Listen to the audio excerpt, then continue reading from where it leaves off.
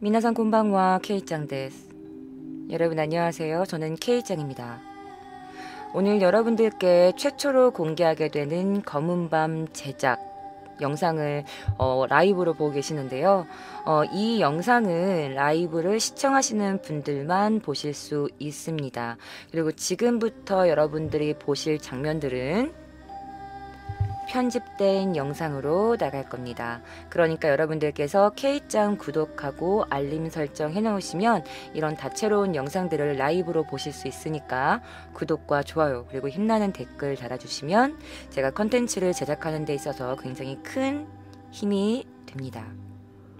자, 그러면 최초로 공개하는 K짱의 검은 밤, 지금부터 여러분들을 검은 밤의 세계 속으로 초대합니다.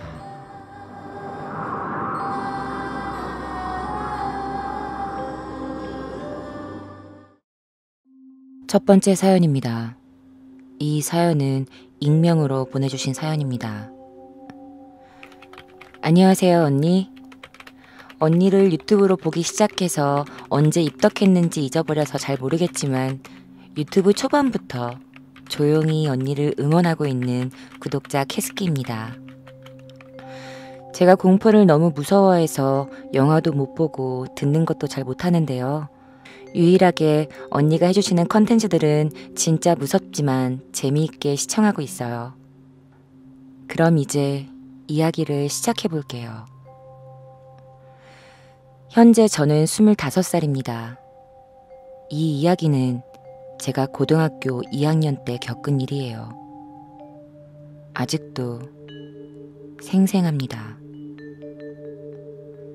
7년 전 어느 날 아침 9시 30분경쯤 새벽 6시에 맞춰둔 알람이 제대로 울렸다면 저는 아마 그 사건의 최초 목격자가 될 수 있었을 거예요. 이날 아침은 정말 모든 게 의문이었어요.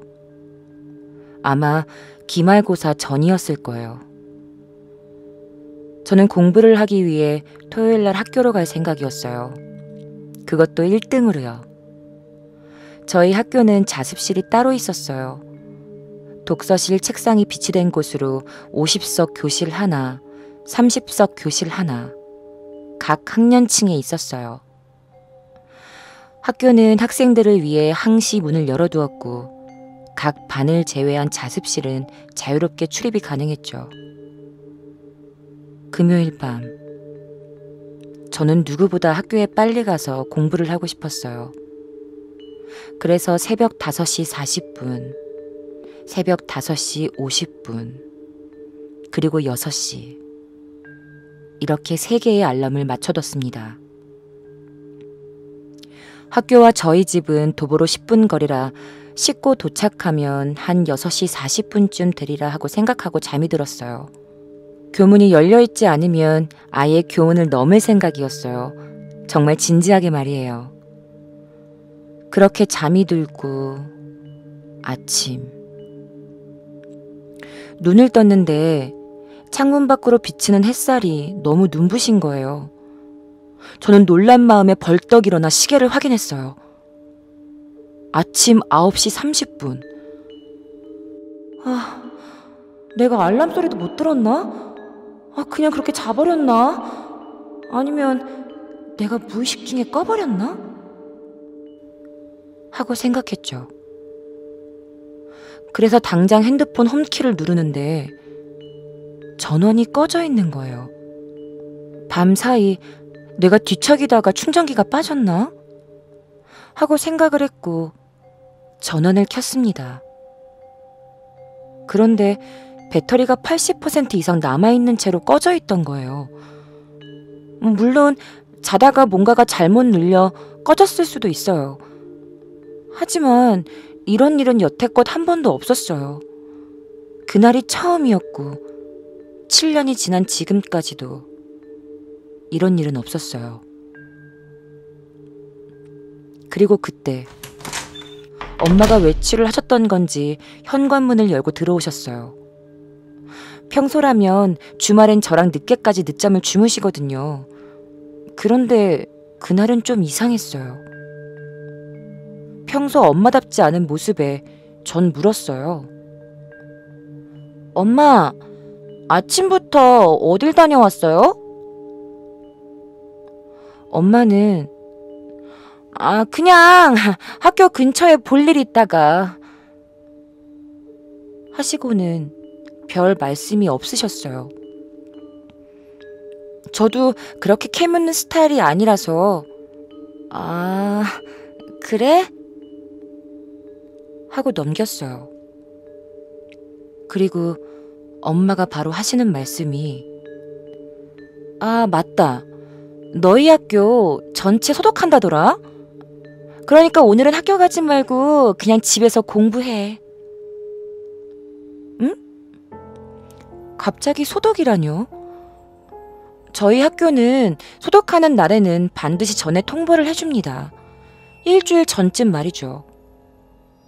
하지만 전 소독한다는 공지를 들어본 적이 없었어요. 친구들도 마찬가지고요. 그래서 제가 응? 왜 소독한대? 나 그런 말 들은 적 없는데? 라고 그랬더니 그건 나도 모르지. 근데 학교 앞에 웬 사람들이 바글바글 모여있던데? 자세히 보려고 하니까 경비원이 학교 소독한다고 들어오지 못하게 막더라고. 전 이해할 수가 없었어요. 모든 게 의문투석인 그때 중학교 동창인 다른 학교 친구에게서 문자가 왔습니다. 야, 지금 당장 네이버 실시간 검색해서 확인해봐. 니네 학교 실검 1위야. 전 한 걸음에 들어가서 확인했어요. 헐, 정말 실시간 1위였어요. 저는 1위 검색어인 저희 학교 이름을 클릭했죠. 그런데 연관 검색어로 자살이 뜨더군요. 설마 하며 스크롤을 내려보니 그날 아침 시간으로 기사가 올라와 있었어요. 2가지 키워드로요. 하나는 자살했다. 그리고 또 다른 하나는 이 학교 여학생이 강간당한 후에 살해당했다. 학생의 상의가 일부, 하의는 전부 벗겨진 채 싸늘한 주검으로 경비 아저씨에게 발견됐다. 이런 많은 추측성 기사들이 쏟아지며 타살이다, 자살이다 맘대로 떠들어대고 있었어요. 어떤 기사는 강간이 기정사실화되어 있더군요. 정말 충격이었어요. 전 알 수 없는 소름 끼침을 느꼈어요. 만약 내가 학교를 일찍 가서 교문을 넘었다면 그 시체의 최초 발견자는 내가 아니었을까? 하고 말이죠. 1시간쯤 뒤, 언제 그랬냐는 듯 저희 학교 이름은 빠르게 실검에서 사라지고 있었어요. 기사들도 하나 둘씩 삭제되고 있었죠. 맞아요. 나중에 알고 보니 학교 자체에서 이 사건을 덮기 위해 안간힘을 쓰고 있었던 거예요. 추모조차 하지 않았어요. 그래도 학교 내에선 학생을 위해 추모를 하거나 묵념을 해야 하는 게 아니냐는 다른 선생님들의 목소리도 나왔다고 했지만 곧바로 묵살당했다고 합니다. 추가로 저희 학교에 대해 조금 더 말씀드리자면 이곳은 제가 입학하기 전부터 명문고라는 소문이 자자했어요. 매년 서울대를 4명 이상 배출했다고 하죠. 실제로 대학 진학률의 수준이 높았어요. 제가 중학교 3학년 때 진학 문제로 이 학교를 방문한 적이 있었는데 공부할 의지가 없으면 올 생각도 하지 말라는 말까지 들었어요. 게다가 감옥 같은 환경의 교육열 때문에 매년 학생들이 1명씩 자살한다. 앞으로 1명만 더 죽으면 폐교철이 된다는 소문까지 돌았습니다.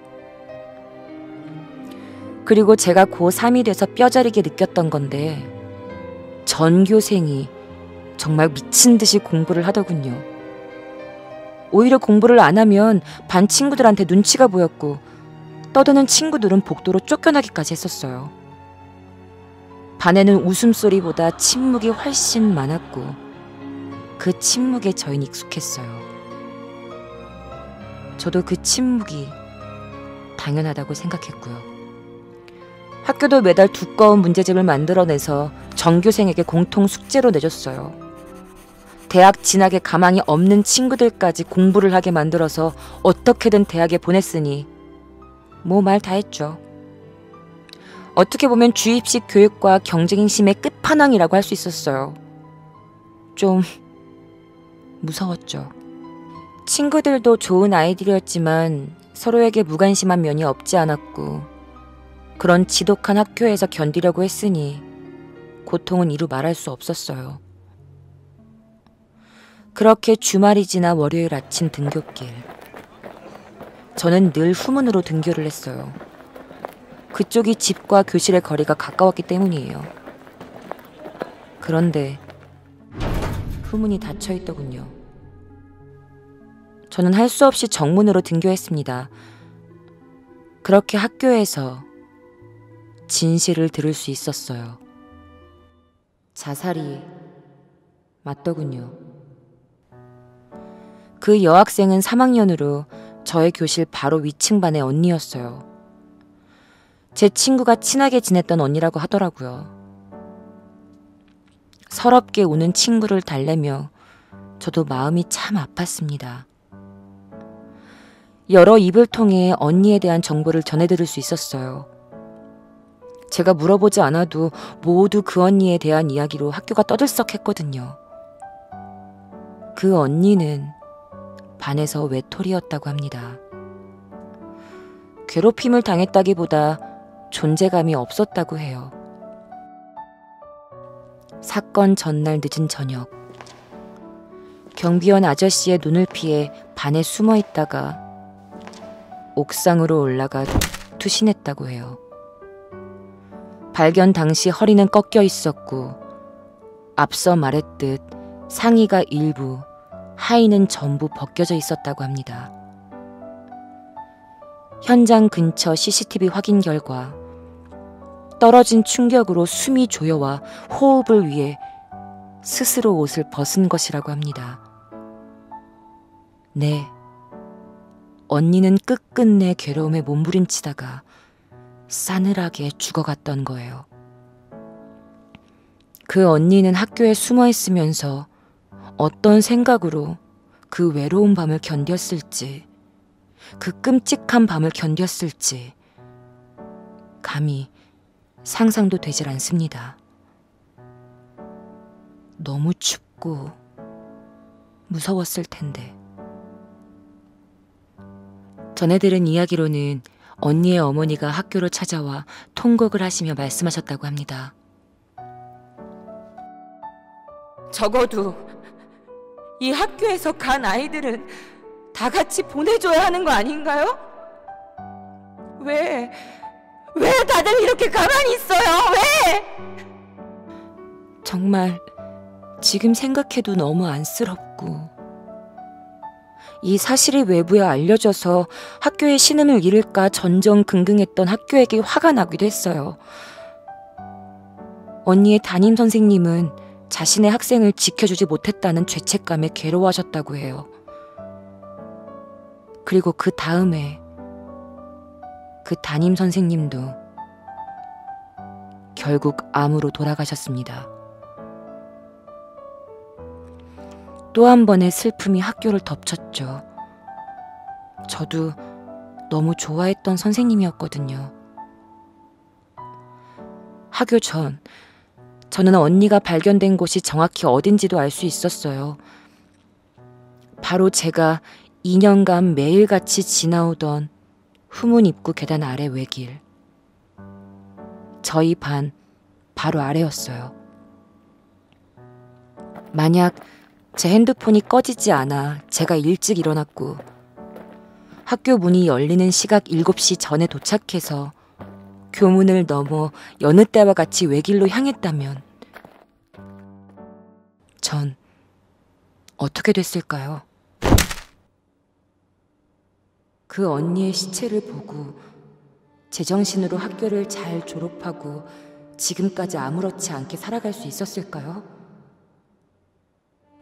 전 자신이 없어요. 전 몇 달간 애도하는 마음으로 후문으로 등교하지 않았습니다. 지각으로 어쩔 수 없이 후문으로 등교한 날에는 그 자리를 피해 돌아갔죠. 이 사건은 누구에게도 이렇게 자세하게 말한 적은 없어요. 입 밖으로 꺼내기 무서웠고, 뭐랄까, 언니에게 미안한 마음이 지배적이었어요. 7년이 지난 지금에야 느끼는 건, 아, 나마저 이 사건을 묻어버리면 안 되는구나. 잊어야 하는 게 아니라 기억해야 한다는 걸 말이죠. 사건 이후 전 언니의 몫만큼 열심히 살자 다짐했습니다. 비록 현실에 사람에 치여 잊고 지냈지만 다시 그날의 약속이 떠오르네요. 지금의 제가 죽기 전에 언니를 만난다면 그저 한번 꼭 안아주고 싶습니다. 고생 많았다고, 잘 견뎠다고, 기운 같은 거 내지 않아도 되니까 다 내려놓고 숨 한 번 크게 쉬어보자고, 내일이 보이지 않아도 그냥 다 괜찮다고, 그렇게 말하면서 언니를 안아주고 싶어요. 마지막으로 의문투성이인 아침을 설명할 길이 한 가지가 있습니다. 저희 외할머니가 정정하셨을 때 장군신을 모시는 일을 하셨거든요. 그 장군신이 저희 엄마 뒤에서 떡하니 버티고 서서 지켜주고 있다고 하셨어요. 그래서 어쩌면 딸인 저도 보호해 주신 건 아닐까라고 생각을 해봤습니다. 핸드폰에 전원을 끄고 엄마를 일찍 깨워 학교 근처로 외출하게 하고 최대한 학교와 거리를 두게 하려는 장군신의 힘이 아니었을까요? 전 아직도 그렇게 믿고 있어요.